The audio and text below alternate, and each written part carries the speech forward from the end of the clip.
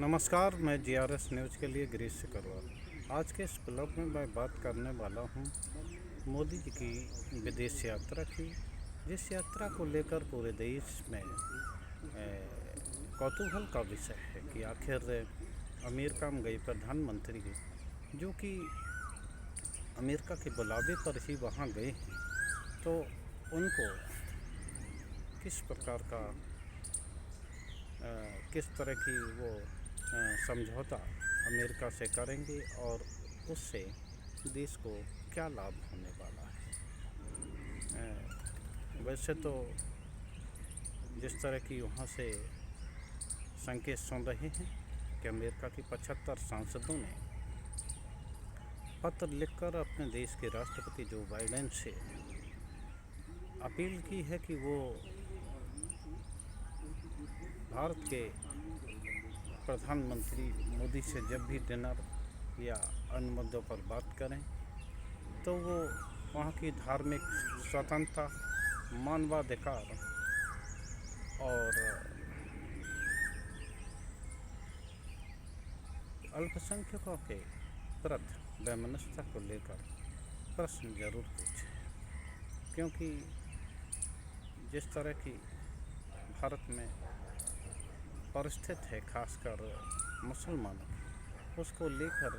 उन्होंने अपने देश के राष्ट्रपति से प्रश्न खड़े किए हैं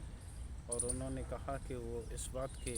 पक्षधर नहीं है कि उनसे बात न की जाए, देश के हित में उनसे बात हो,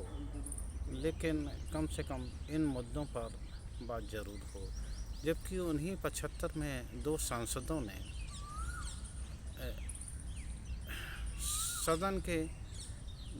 सदनों को जब वो मोदी जी संबोधित करेंगे तो उसका बहिष्कार करने की भी बात कही है। निश्चित तौर पर ये जो मामला है वो खतरनाक स्थिति में है, क्योंकि जब कोई देश सवाल खड़ा करता है, प्रेस की स्वतंत्रता को लेकर भी सवाल खड़ा किया गया कि किस प्रकार देश की प्रेस में स्वतंत्रता है, किस प्रकार पत्रकारों को सवाल खड़ा करने या प्रश्न पूछने पर किस प्रकार उनको प्रताड़ित किया जाता है, ये भी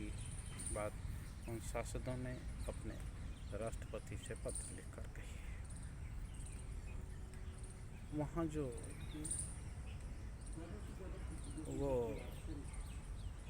मीडिया की खबरें हैं, वाशिंगटन पोस्ट में भी एक खबर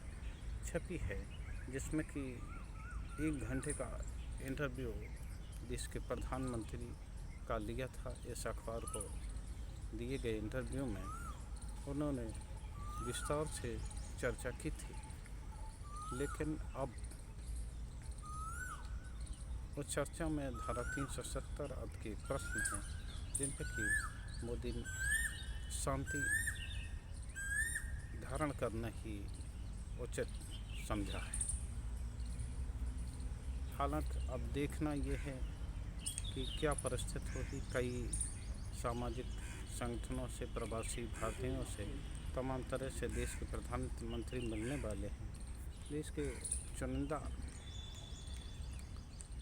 समूहों से भी वो बात करेंगे, लेकिन देखना ये होगा कि क्या उससे फ़र्क पड़ने वाला है और देश को कितना लाभ होगा। हालांकि पूरे देश की निगाहें इस हो रहे हैं, क्योंकि दूसरी बार देश के कोई प्रधानमंत्री वहाँ के सदन को संबोधित करेगा और तमाम तरह की डील होने की भी संभावना बन रही है। देखिए क्या होता है, आज क्या परिस्थिति बनती है और देश को क्या लाभ होता है। हालांकि वहाँ से यहाँ पर भारत में भी इन बातों को लेकर बहुत खबरें गर्म हैं कि किस प्रकार वहाँ के सांसदों ने यहाँ की स्थिति को लेकर सवाल खड़ा किया हुआ है और किस प्रकार से वो इन पर अपना सवाल खड़ा करते हैं। देखिए क्या स्थिति बनती है वो तो आगे देखने वाली बात होगी, लेकिन जिस तरह की स्थिति बनती दिख रही है वहाँ ऐसा महसूस होता जा रहा है कि जिससे कि ये स्थिति देश के लिए ठीक नहीं होगी। अगर विदेशों में इस बात को लेकर वहाँ के सांसद या वहाँ के राजनेता अगर सवाल खड़ा करते हैं तो निश्चित तौर पर ये देश के लिए शर्मसार होने की स्थिति होती है कि मानवाधिकार में या प्रेस की स्वतंत्रता, धार्मिक स्वतंत्रता के मामले में जो स्थिति यहाँ की है और जो सवाल वहाँ के सांसदों ने खड़े किए हैं, निश्चित तौर पर ये देश को शर्मसार करने की स्थिति है। प्रेस की स्वतंत्रता को लेकर भी वहाँ कड़े सवाल सांसदों ने किए और जो वाशिंगटन पोस्ट जिसका मैंने जिक्र किया उसने भी तमाम सवाल किए जिनका जवाब देश के प्रधानमंत्री के पास संभवतः नहीं था।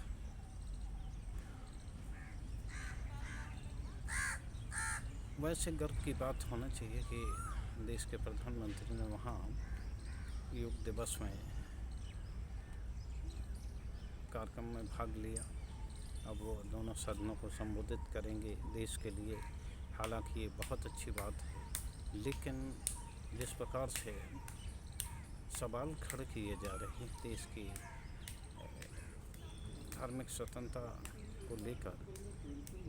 तो वो ज़रूर विश्व बिरादरी में शर्मसार करने की स्थिति जरूर होगी। अब हम यहाँ बात करेंगे घर के अंदरूनी जो समस्याएं हैं। मणिपुर के जलते हुए 50 दिन हो गए और अभी भी उसका कोई माकूल हल नहीं निकाल रहा। मंगलवार को भी वहाँ पे फायरिंग की घटनाएं हुई। मिसिंग जो हथियार हैं जो विभिन्न थानों से लिए गए हैं, अभी तक उनकी वापसी नहीं हो पाई है। अब देखिए क्या होता है, क्योंकि सत्ताधारी दल या कोई मंत्री पंजाब में घट रही घटनाओं के लिए तो तमाम तरह की बातें कर रहे हैं। वहाँ बंगाल में पंचायत चुनाव हो रहे, जिस तरह वहाँ से लोगों को नामांकन नहीं करने दिया उसको लेकर केंद्रीय मंत्री तक विरोध जता रहे हैं कि वहाँ लोकतंत्र नहीं है। लेकिन अपने ही देश के मणिपुर प्रांत में बुरी स्थिति है, लेकिन वहाँ कोई भी जवाब देने की स्थिति में न तो सत्ता दल है और न ही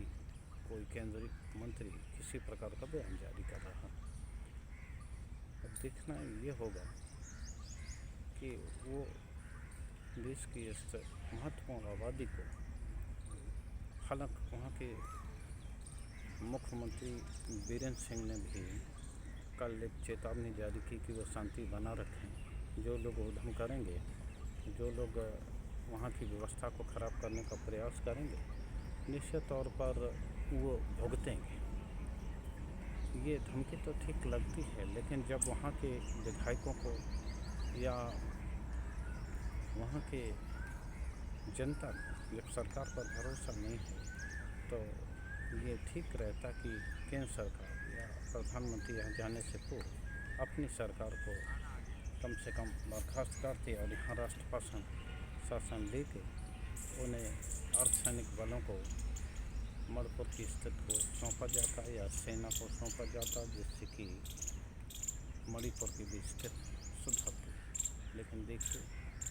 अभी भी प्रधानमंत्री से आशाएं तो हैं, लेकिन जिस तरह से वे विभिन्न ज़रूरतमंद मुद्दों पर मौन धारण कर लेते हैं, वैसे ऐसा नहीं लगता कि वो मणिपुर के मुद्दे पर कुछ बोलेंगे। उनकी एक स्ट्रेटजी रहती है कि विभिन्न मुद्दों पर वो बात नहीं करते और मौन धारण कर लेते हैं। देखना ये है कि अमेरिका यात्रा से क्या हासिल होगा, लेकिन जिस प्रकार से धार्मिक स्वतंत्रता को लेकर, मानवाधिकार को लेकर, प्रेस को लेकर सवाल खड़े किए हुए, एक तरह से ये भले ही सरकार के मुँह पे तमाचा हो, लेकिन इसने भारत की अंदरूनी स्थिति पर सवाल खड़े किए हैं, जो कि विश्व बिरादरी में भारत के लिए शर्मसार होने की स्थिति है। आज के ब्लॉग में बस इतना ही। जय हिंद, जय भारत।